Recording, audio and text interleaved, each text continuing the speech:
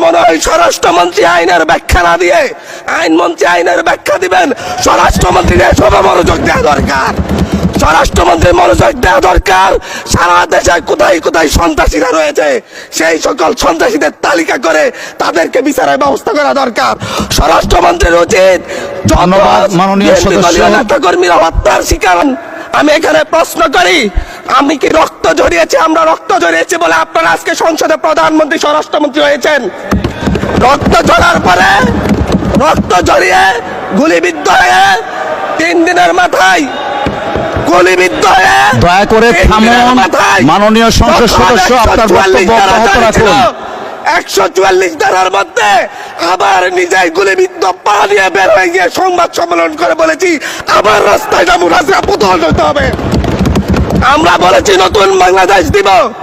আমরা নতুন বাংলাদেশ আবার প্রতারণার রাজনীতি দেখতে চাই না, প্রবঞ্চনার রাজনীতি দেখতে চাই না।